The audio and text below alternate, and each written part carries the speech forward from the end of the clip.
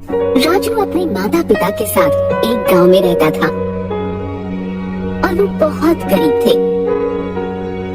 राजू के पिताजी रत्ती बेचने का काम करते थे और उससे उनके खाने का जुगाड़ भी बहुत मुश्किल से होता था।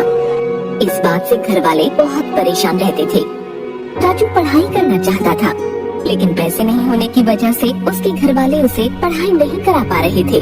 राजू की माँ इस बात से गुस्सा रहती थी और हमेशा भला बुरा कहती रहती थी। एक दिन राजू के पिता की बिल्कुल कमाई नहीं हुई। इस वजह से राजू के पिता को खाली हाथ घर वापस आना पड़ा। राजू की माँ कहाँ हो? क्या है, बुला तो ऐसे रहे हो जैसे मेरे लिए सोने चांदी लाए हो। लाओ पैसे दो, खाना बनाना है। घर में खाने के लिए कुछ भी नहीं है। आज 1 रुपए की भी कमाई नहीं हुई। मेरे पास 1 रुपया नहीं है। जाओ दुकानदार से उधार सामान ले लो, हम बाद में दे देंगे। हाँ, कहते ऐसे रहे हो जैसे कि कल तुम खजाना ले आओगे। जाओ जाके खाने के लिए सामान लेकर आओ। ठीक है, जाता हूँ। इतनी भड़कती क्यों? जा रहा हूँ। इतना कहकर राजू के पिताजी सामान लेने दुकान पर जाते हैं और दुकानदार से उधार सामान देने को कहते हैं, लेकिन दुकानदार सामान देने से मना कर देता है और कहता है, भाई साहब, पहले आप पिछला हिसाब चुकाइए, फिर सामान लेना। भाई साहब दे दूंगा, आप आज सामान दे दीजिए, मैं कल आपके पूरे पैसे चुका दूंगा। पैसा कौड़ी होता नहीं है और आ जाते हैं सामान मांगने। ये लो और कल पैसे चुका देना। राजू के पिताजी दुकानदार की बात सोचते हुए सामान लेकर घर आ जाते हैं। अगले दिन जैसे ही राजू के पिता काम के लिए जा रहे होते हैं, रास्ते में उन्हें दुकानदार मिल जाता है। कहाँ जा रहे हो? याद है ना आज तुम्हें मेरे पैसे चुकाने हैं। अगर आज पैसे नहीं चुकाए तो देखना मैं तुम्हारा क्या करता हूँ। भाई साहब मैं आपके पैसे चुका दूंगा। इतना कहकर राजू के पिताजी काम के लिए निकल पड़ते हैं और बाजार जाकर रद्दी बेचने लगते हैं, लेकिन उनके पास कोई भी ग्राहक नहीं आता, जिस वजह से वो निराश हो जाते हैं और ग्राहक के आने का इंतजार करते हैं। ऐसे ही देखते देखते दोपहर हो जाती है और वो खाना खाने के लिए अपना खाना निकालते हैं। वैसे ही एक लड़की उनके पास आती है। कुछ खाने को दो ना। बेटा कौन हो तुम और ऐसे अकेले क्यों घूम रही हो? और तुम्हारे माता पिता कहाँ हैं? खाता, मैं मेले में खो गई हूँ और मुझे मेरे घर वाले मिल नहीं रहे। बेटा चिंता मत करो, सब ठीक हो जाएगा। ये लो, ये खाना खा लो, फिर मैं तुम्हें पुलिस स्टेशन लेकर चलूंगा। पुलिस वाले तुम्हें तुम्हारे घर छोड़ देंगे। राजू के पिता के पास बहुत कम खाना था, लेकिन उन्होंने बिना सोचे समझे लड़की को अपना पूरा खाना दे दिया और लड़की ने पूरा खाना खा लिया। और जैसे ही उसका खाना खत्म हुआ, राजू के पिता ने कहा, चलो अब पुलिस स्टेशन चलते हैं। जैसे ही राजू के पिताजी उस लड़की का हाथ पकड़ते हैं, वो उनका हाथ छुड़ाकर एक सुंदर परी का रूप ले लेती है। तुम एक बहुत ही ईमानदार और दयावान व्यक्ति हो। खुद भूखा रहकर तुमने मुझे खाना खिलाया और मेरी मदद करने की कोशिश की।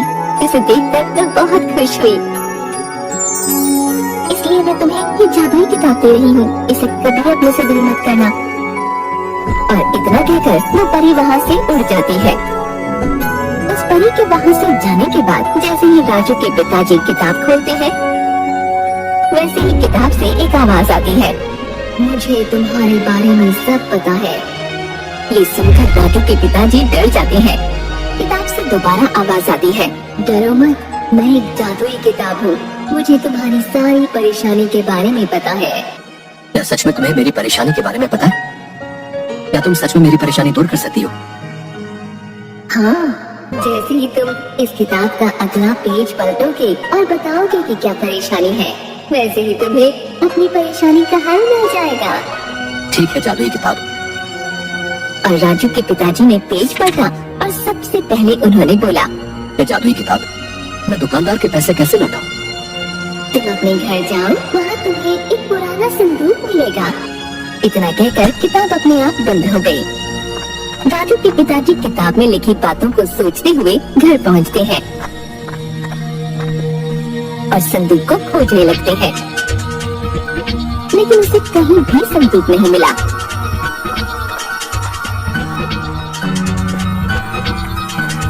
इतने में राजू की माँ बोलती है, क्या हो गया है? पूरा घर फैला दिया है, क्या चाहिए तुम्हें? तुमने अपने घर में कहीं पुराना संदूक देखा है? पुराना संदूक? पुराना संदूक तो अपने यहाँ एक ही है, जो तुम्हारी माँ का है। कहाँ कहाँ है वो? देखो वो रहा अलमारी पर।